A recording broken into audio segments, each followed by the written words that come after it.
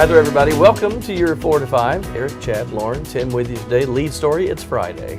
That's not kind a of breaking the lead. news story, but it is a very interesting developing story is. that everybody It is. cares about, right? We'll follow I care about it. We'll follow this all the way through the news. Right. That's good enough for me.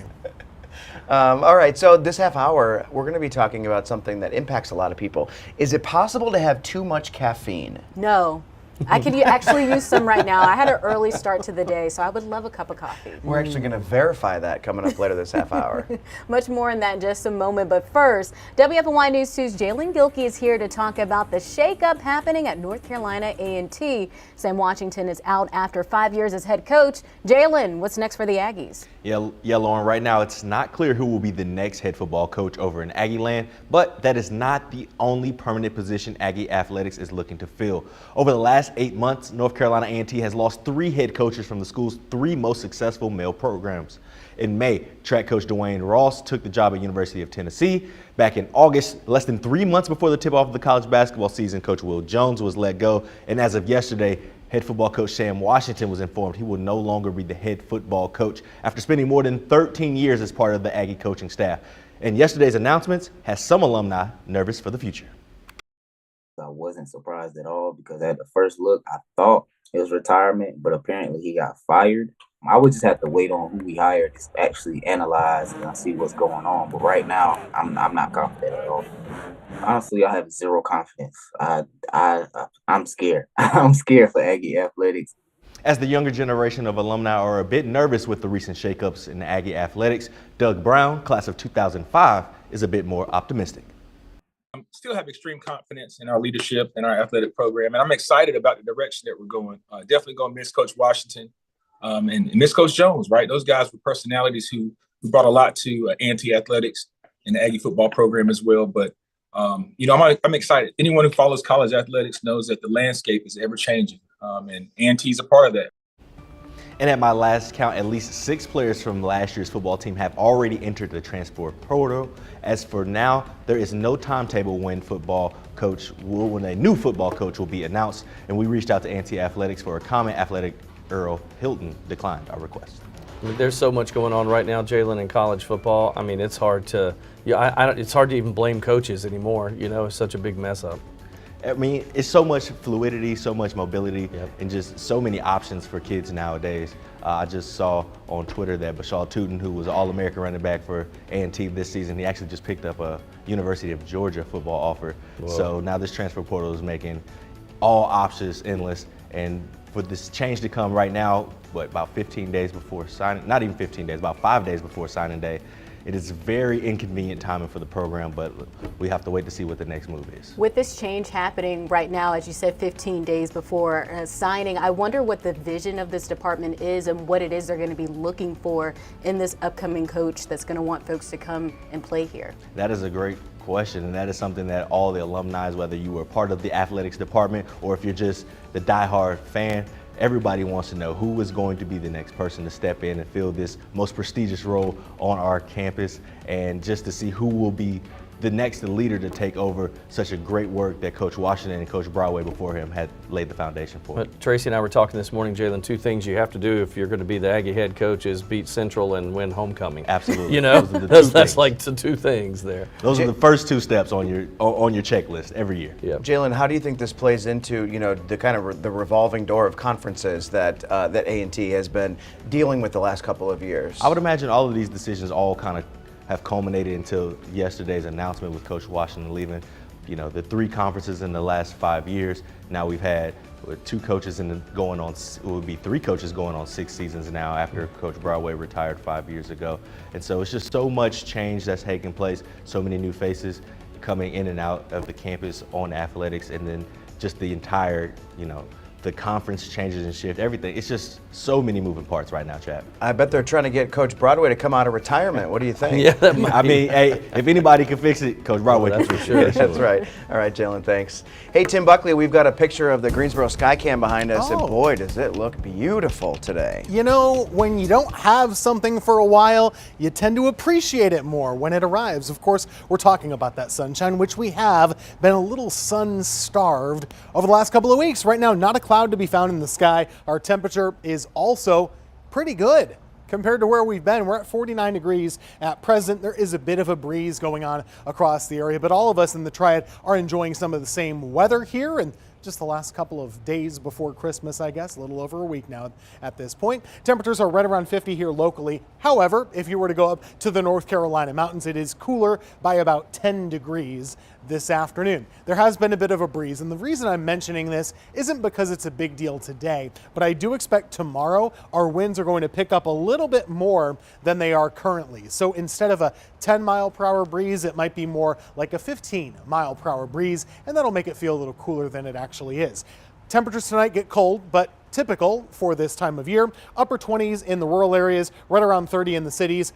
It's the same kind of thing that we've been used to. Now, tomorrow's still a really nice day. We go into the afternoon hours. We should see partly sunny skies. I mentioned the breeze is a little bit stronger than it was for today. We'll call for a high of 48 degrees, and that will be your Saturday. Cooler weather starts to come in on Sunday. Morning lows will be in the 20s, afternoon highs in the 40s. But the good news is that we're still dry. We still have sunshine, which just gives us a little bit of an extra chance to dry things out. I expect that sun will be sticking around through Monday of next week. After that, it does get a little bit more interesting. We've been talking about this for a few days now. We are tracking a system Thursday into Friday. That could be a couple of things. We still aren't sure if it would be rain or some snow that could be mixing in. That is up in the air. We'll talk more about that in a couple of minutes.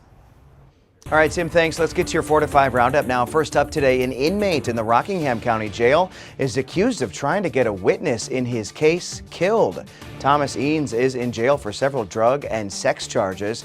Deputies say they found out about his plan last month. It's not clear who he targeted or who he contacted to carry out the murder. Winston-Salem Police Chief Katrina Thompson is looking forward to her future. I am not worried whatsoever about the leadership in this organization, regardless of who becomes the police chief.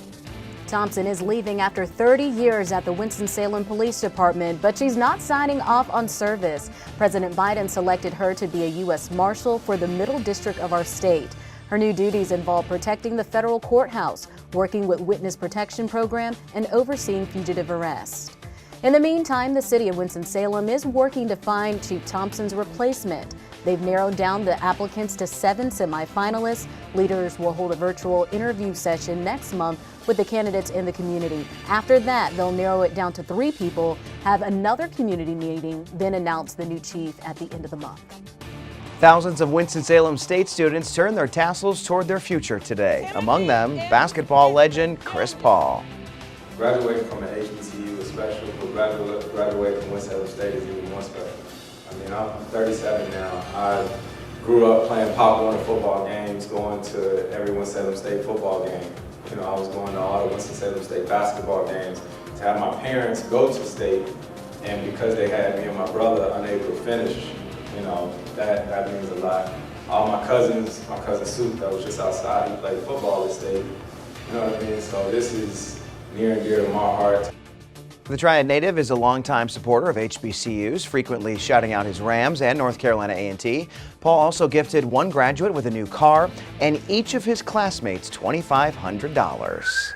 Those are some lucky folks to be in that graduating class. That's amazing.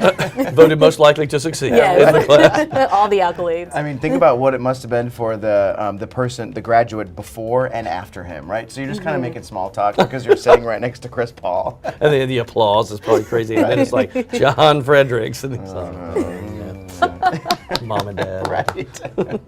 That's so cool. I think it's really cool. I love what he said about HBCUs and growing up going to those games in that area. I think him graduating just shines a positive light on the HBCUs that we have here because he has a huge following. A lot of fans, students that are getting ready to go to college, they might think to come to Winston-Salem State or North Carolina A&T, 2 schools that have a lot of great programs. And I think also it shines a light on the fact that you don't have to be a traditional college graduate. No, I think that's great. He's older than all the classmates that he graduated with today, and I think it's just important that it's never too late.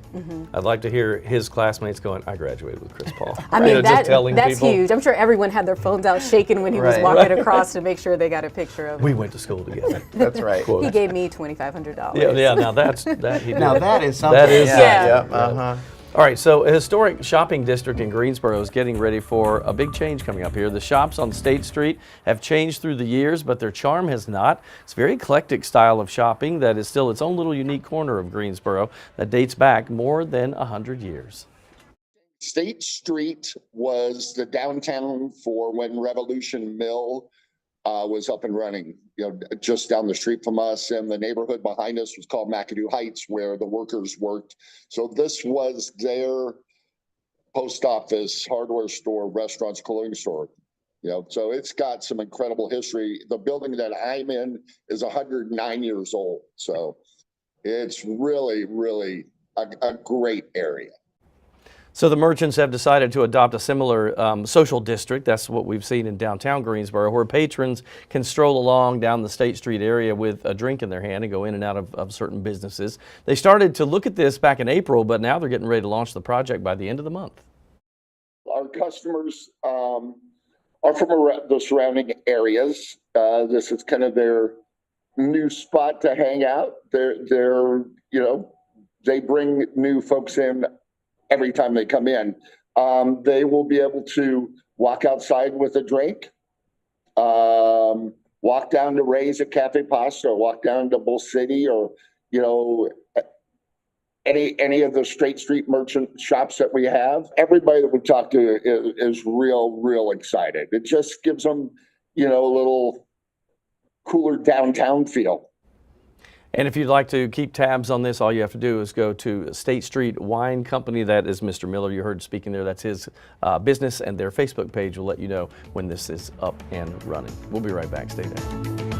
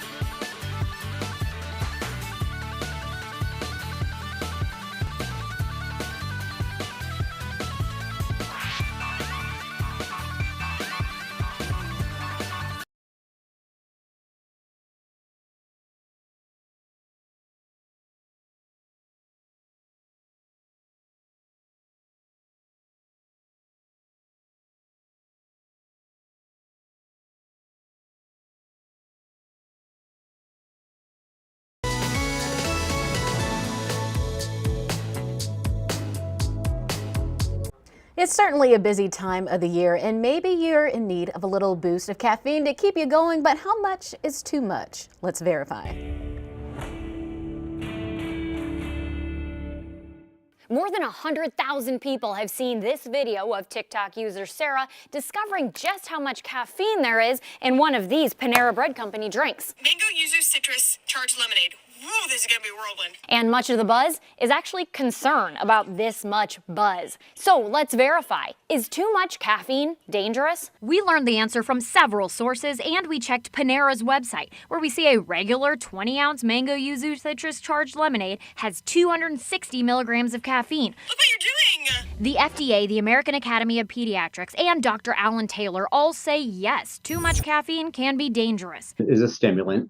It increases blood pressure. It increases the rate at which the heart contracts. But how much caffeine is too much caffeine isn't so clear. The FDA says, in general, adults can have up to 400 milligrams of caffeine over the course of a day. That's 4 or 5 cups of coffee before feeling the negative impacts. But that can vary based on age, body type, or other medications or medical conditions, the time over which the caffeine is consumed, and how much someone is used to drinking. There is tolerance to these stimulants that develops.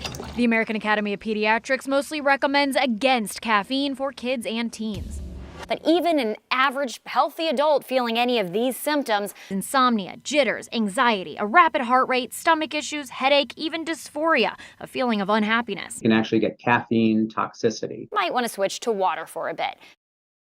I've definitely gotten the jitters from having too many cups of coffee. I used to work on a morning show when I first started. It took me a while for my body to get into it, so I would have a cup of coffee almost every hour. My coworkers were like, "You are bouncing off the walls today." But I started twitching a little bit, so I had to lay off of it. I can't do it. My stomach hates caffeine, so I have to stay away from it as much as possible. Definitely, I can do a cup of coffee, maybe one, but I have to have eaten first. I can't do it on an empty stomach for sure.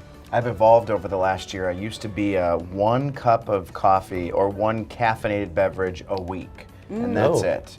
And it was just when I wouldn't sleep 9 hours. I know, it's ridiculous. But I have evolved now. I bought an espresso, and now I drink a double shot of espresso every day. Ooh. So Didn't I'm affect like, your sleep at all? No. No. And your schedule is a little different than ours Yeah, Chad too. does. So Anyway, yeah. I know I didn't really drink coffee growing up or in college. I didn't really start to drink coffee until I started maybe about 5 years ago. But now I don't know if it's a mental thing, but I feel like I have to have a cup every day. I feel like I feel kind of off if I don't.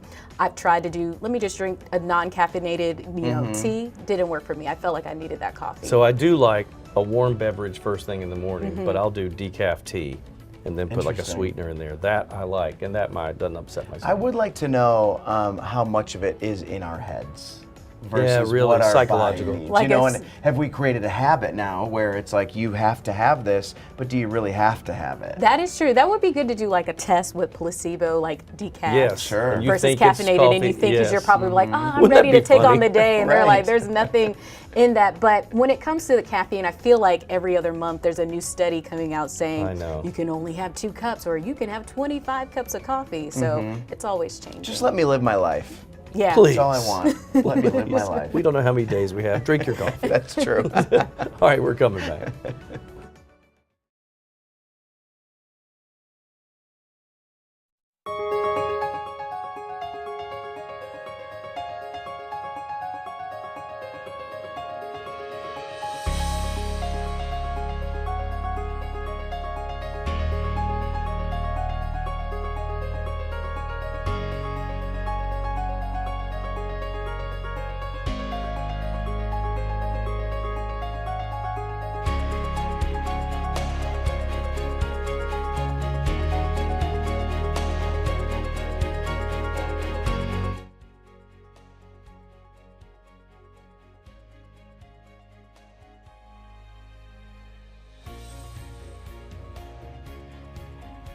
Keep it on this shot. Yeah.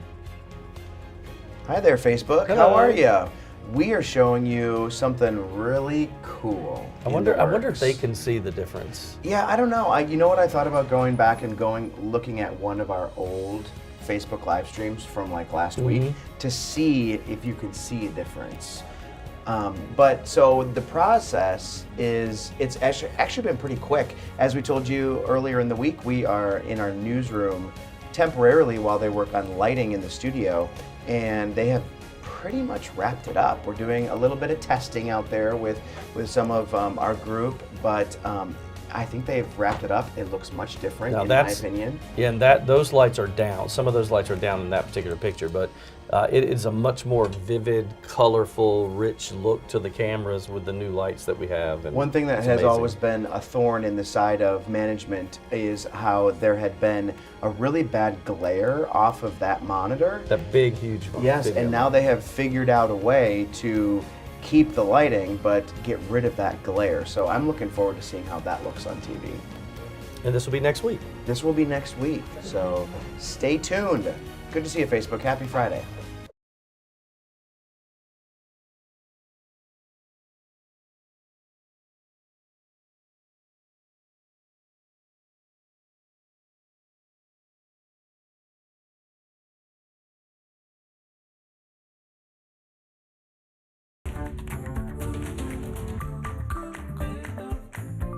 I had my pair of skis just sitting in the corner, and I looked outside, and, it was a snow day today, and I'm like, why not just go for a ski, see if the roads are good? And sure enough, I'm probably crazy, but it's a lot of fun. I love that. Skiing down neighborhood streets. It's a common sight this week in North Dakota. That guy there from Fargo. Tim, I know you're forecasting a chance for winter weather, but I can't imagine that we should get out the skis this time around. No, not yet, Chad. 6 days away is just such an eternity when it comes to North Carolina weather that there's really not a lot of detail we can say at this point. What we can tell you is that we're entering a weather pattern that's pretty favorable for winter weather, and a couple of things go into that. We can start to explain that here. In the here and now, right now, this is not favorable for winter weather. Why? Well, it's pretty warm. We have sunshine out, of course, but the way things will change over the next 5 to 7 days are pretty important. Going through this weekend, everything is easy going. No weather systems will be developing here. Instead, high pressure will start to slide in, and there's nothing to be worried about. So you can plan on that sun sticking around through Sunday and into Monday of next week. So for tomorrow, just while I have you here, low 30s in the morning, upper 40s for your afternoon. But here's the weather pattern that I'm talking about. When I show you a map like this, I don't do it that often. So let's explain what we're looking at. This is called the upper air pattern, which, remember, when you're flying in an airplane or something, you're way up high in the sky, about 30,000 feet. That's the level of weather that we're showing you here. And it plays a big role in how weather systems can develop in the first place. So these colors represent temperatures up there, and the wind follows these lines. So by next week, this is Christmas Eve actually, we see one of these big dips in the jet stream. It's called a trough, and it can encourage really cold air to move our way, and sometimes you can get storms that form right on the edge of that trough. So if we get a storm to form right here and we have cold air, that's a favorable winter weather pattern. Now, just the fact that you have that pattern there doesn't mean that a storm is going to form exactly in the right spot or at the right time to produce snow, but it opens up that door to the possibility. So let's look at what some of the models are saying for today. They keep us dry through Tuesday, but by Wednesday, they start to kick up something a little bit there. And then by Thursday, we start to see what it's trying to do. As of now, there is at least a chance of either rain or snow, depending on if that system is here or if it's here. The latest guidance has been trending a little bit more toward the warmer side of things, which would keep us on the rainy side. But we're still 6 to 7 days away. We're still watching that pattern. Over the weekend, I'll be watching, of course, all the time. We don't sleep much when this goes on. We'll tell you if it's trending up, more likely, or down, less likely, because I know it's important to you. A lot of us have Christmas travel. A couple days before Christmas is a big deal for getting on the road to see friends and family. So we want to make sure you have that info as soon as possible. For now, the best we can say, rain or snow is possible Thursday into Friday of next week, and we will keep you posted on those forecast details.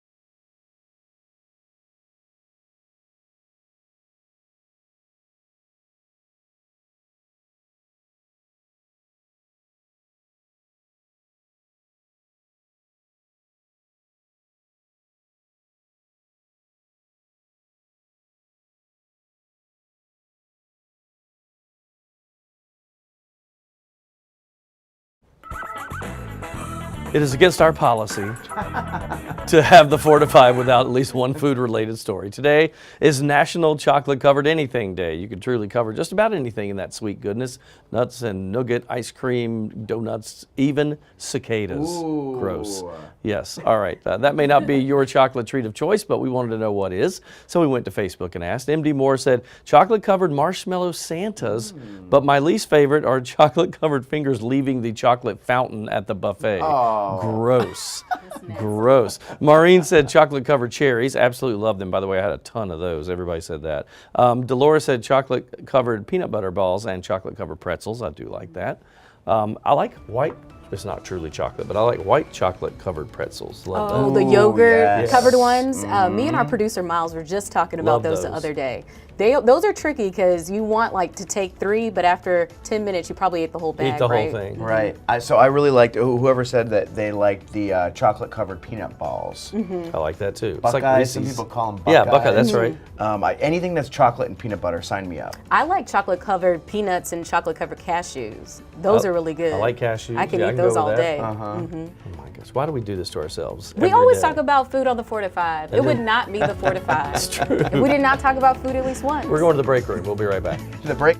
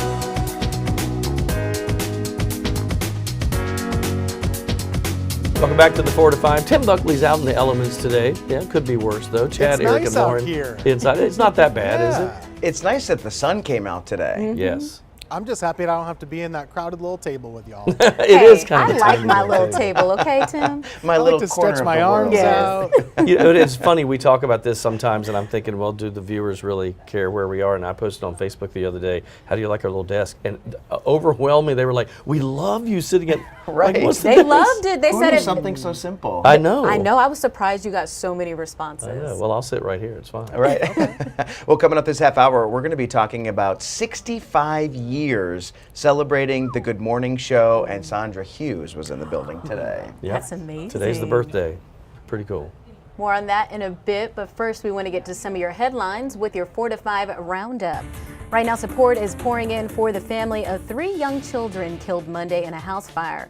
The kids were each under the age of 5. 2 of them were twins. The fire started early in the morning at a home on Grimsley Street. Investigators are still working to determine a cause. In the meantime, Murphy Traditional Academy on Ontario Street is accepting donations for the family. Health experts are pushing getting COVID and flu shots before Christmas. They say it takes about 2 weeks for the vaccine to be fully effective, but partial protection is better than none at all. They also say it's safe to get both vaccines at the same time. Here's something interesting. If COVID impacted your taste and smell, a new study shows it might mean you develop stronger immunity against the virus. The study from Columbia University looked at more than 300 adults who got COVID in 2020. Those who lost their taste and smell were twice as likely to have higher levels of COVID antibodies. The Texas police officer who shot and killed Tatiana Jefferson will be sentenced today. A court recently found Aaron Dean guilty of manslaughter, which will carry a much lighter sentence than a possible murder conviction he potentially faced. He faces 2 to 20 years with the possibility of just probation. Jefferson's death gained national attention in 2019 when Dean shot her while responding to a call about the door of her home being open.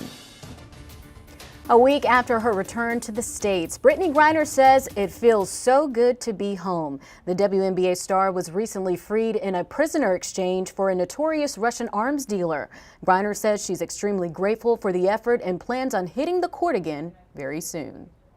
Brittany Griner says it feels so good to be home and is now sharing a photo of her first step onto the tarmac in Texas and another of her long-awaited hug with her wife, Sherelle Griner. Just over a week after the WNBA star returned from her ordeal behind bars in Russia, Griner posted a statement online. She says the last 10 months have been a battle at every turn. I dug deep to keep my faith, and it was the love from so many of you that helped keep me going, she says. From the bottom of my heart, thank you to everyone for your help. Griner thanked her family, and she offered a special thank you to President Biden and the entire administration for helping secure her release from Russia. Griner said she knows the president remains committed to bringing Paul Whelan home. Whelan, a former Marine, is still in a Russian prison on espionage charges, which the U.S. dismisses as false.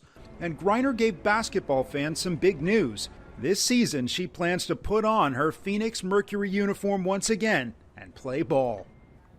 Griner also thanked the military staff and medical team in Texas, where she was receiving care after returning to the U.S. last week. She wrote that she would transition home to enjoy the holidays with family, but she did not say where. I am really happy to be tracking a lot of sunshine for you. We've been doing that today. We're also going to keep this going into the weekend, about 4 days in a row where we should see some sun. So good news. Take a look at this. High Point, North Carolina, looking sharp this afternoon. Main Street too, no real traffic, of course. We're at 49 degrees, a nice comfortable sort of afternoon here on a Friday. Greensboro as well, just kind of a postcard view at this time. Of course, 4:30, the sun is getting low on the horizon. Sunset today, though, is actually 5:07.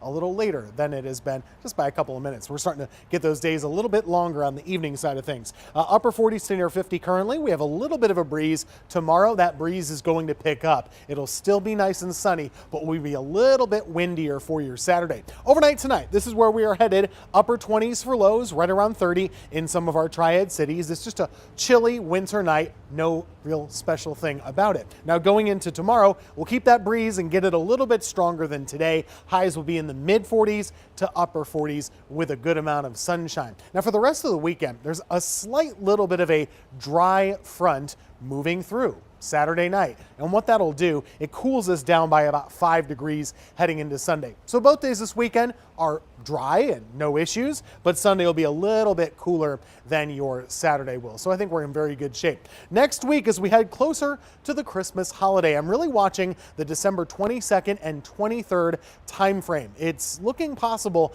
that a storm system could form there. We're talking about Thursday into Friday. As of right now, it's just too early to know if it would be just rain or if it could have a winter component. We'll be talking about that a lot over the next couple of days.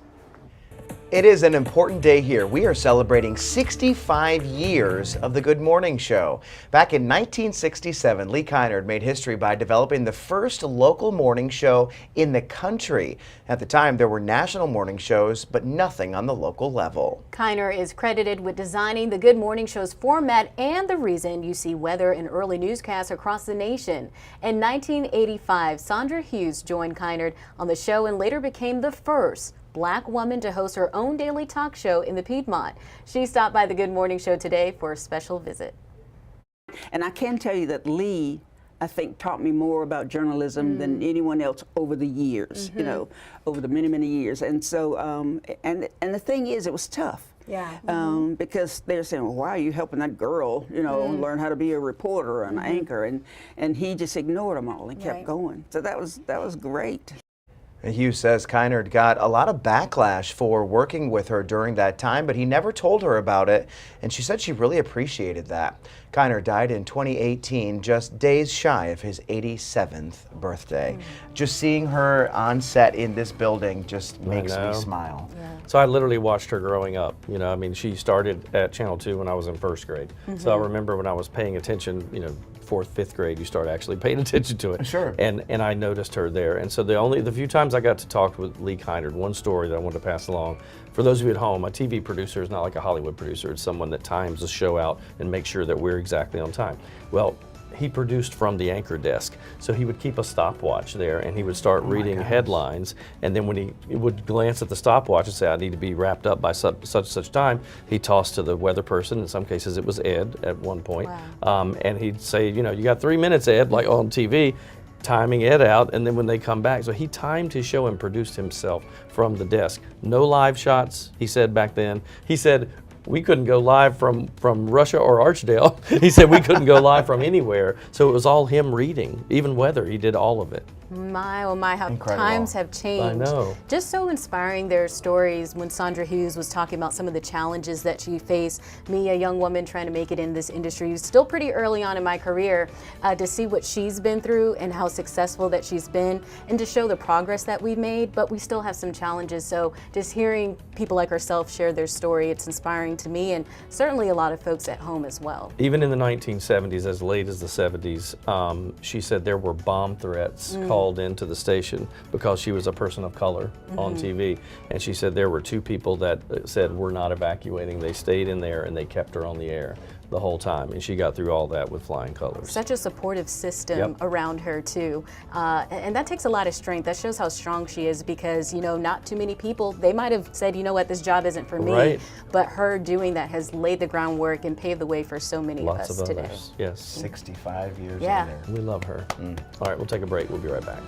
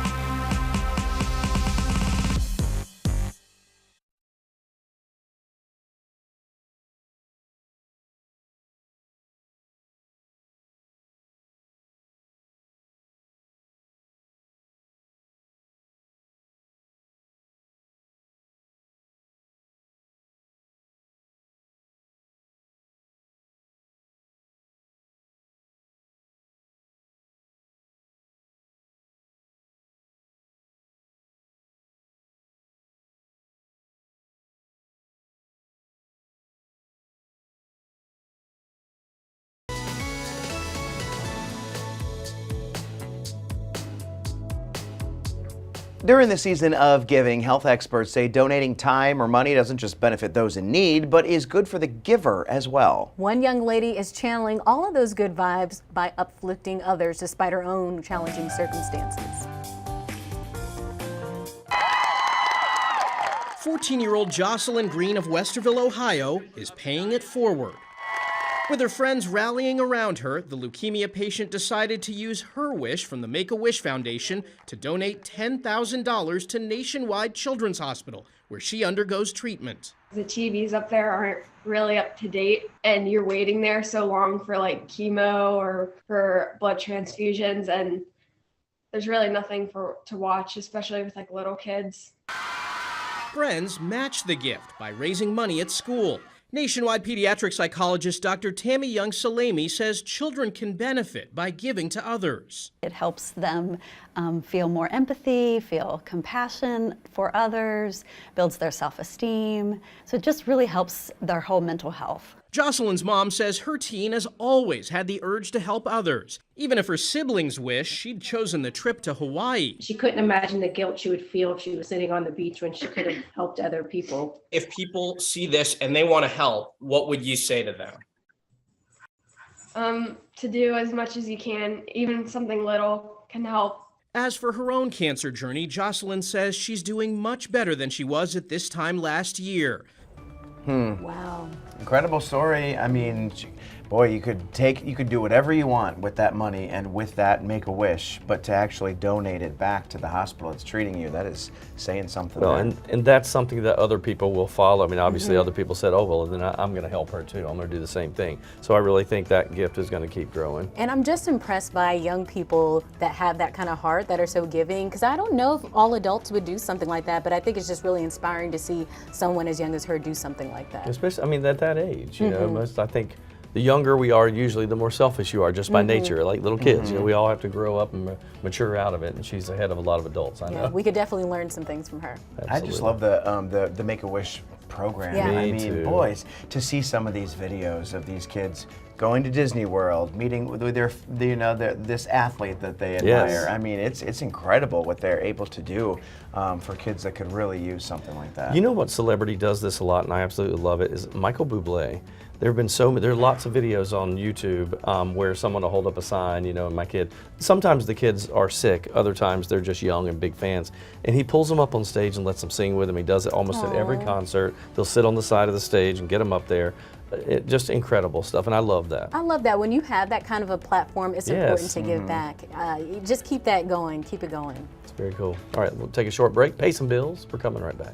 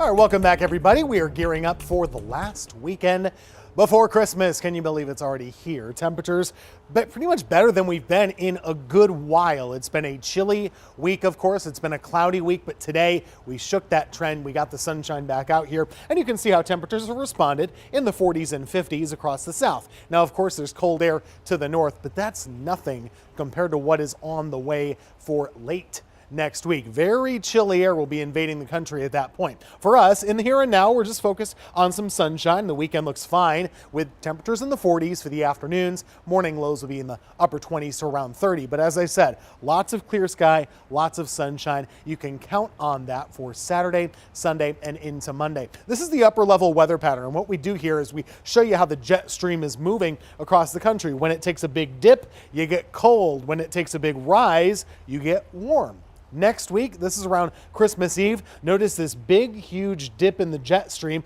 across the eastern United States. That basically guarantees cold air is on the way. I actually think Christmas Eve and Christmas Day will have morning lows in the teens and afternoon highs in the 30s. Now, what we don't know just yet is whether or not a storm will impact our area when that cold air is here. As of right now, it looks likely to me Thursday has the best chance of seeing either some rain or some snow. The track of the system, either one side of us or the other side, will determine that. We just don't know because it's still 6 to 7 days away. In the meantime, enjoy that sunshine through Monday into Tuesday of next week with highs in the 40s.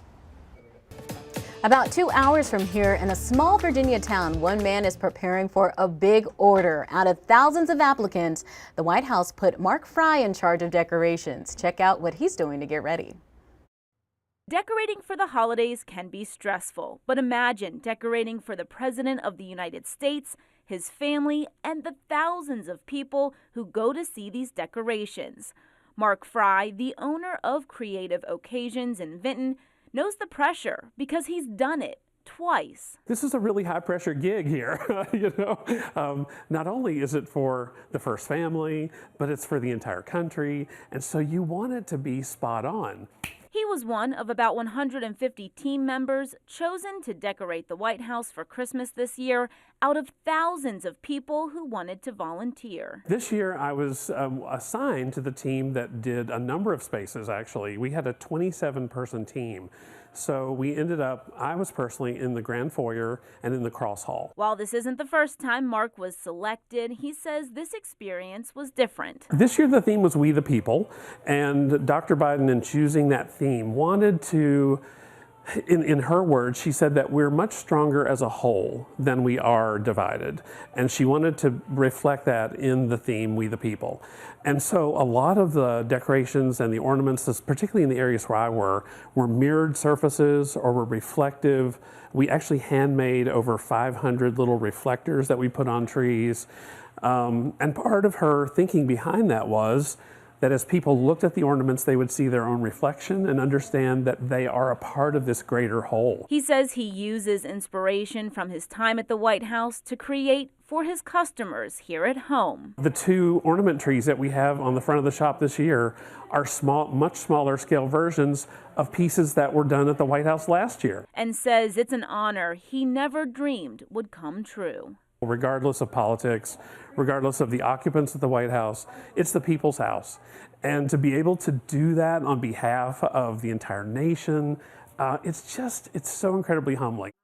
What an honor. And not only was he chosen to decorate the White House just once, but twice. That's huge. I don't even get how people like that visualize. You know, when you look at all the flowers and everything, I'm like, I don't know how you make that look pretty. Like a wedding person who does that kind of stuff too, yeah.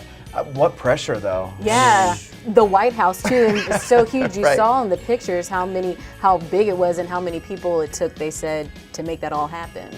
Yeah, I'm thinking in my head, what would I put together? It would look so horrible. It's definitely an art to it. I know we've done some shops in certain flower shops here around Valentine's Day and Mother's Day, and they're really hard at work, whipping and going. So. We tried to do pottery once. I remember when I was on the Good Morning Show, a bunch of us went out to a potter, and he was trying to show us how to do it.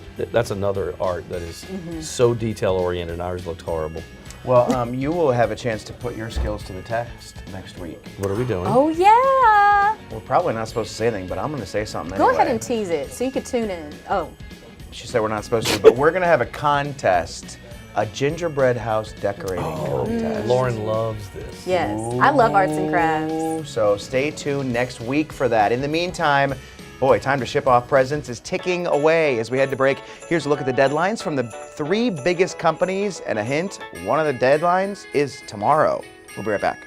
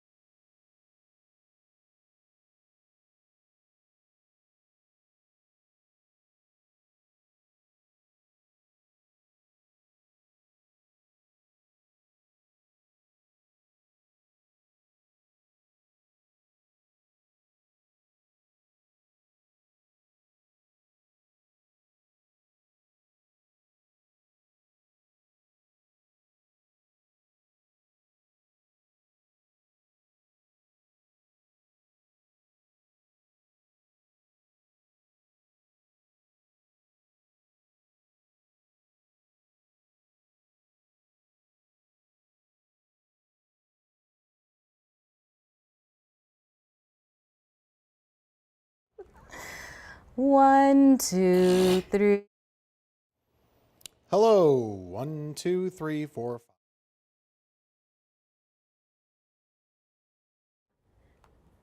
5. Hello, North Carolina A&T's head football coach.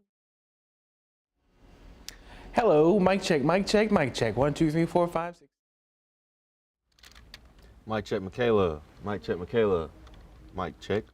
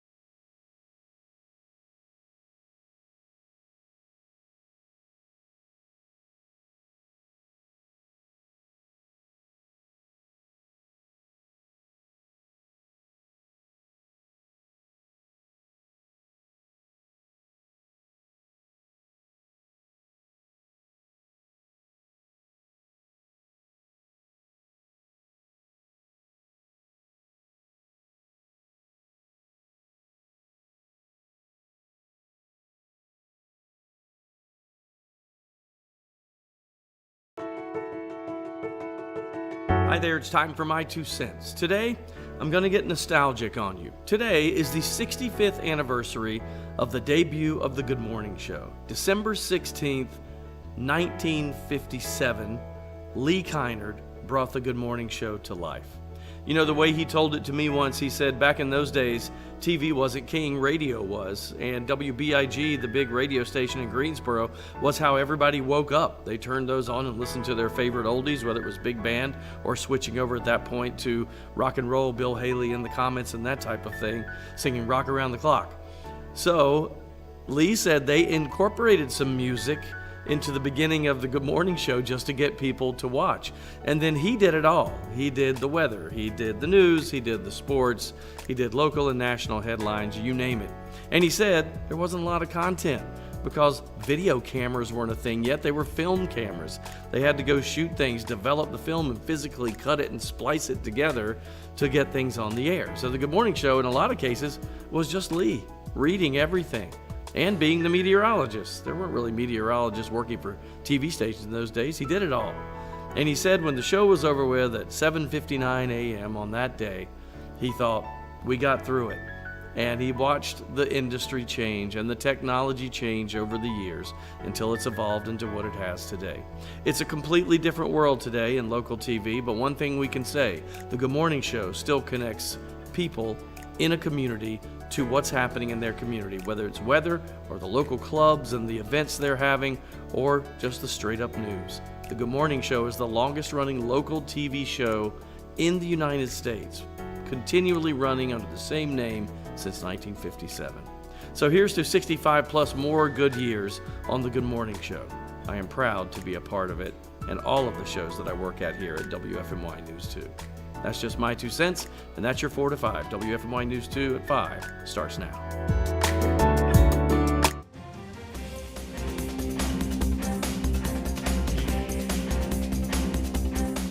North Carolina A&T's head football coach is out. Is the latest in a trend for the Aggies. A look at who else has left this year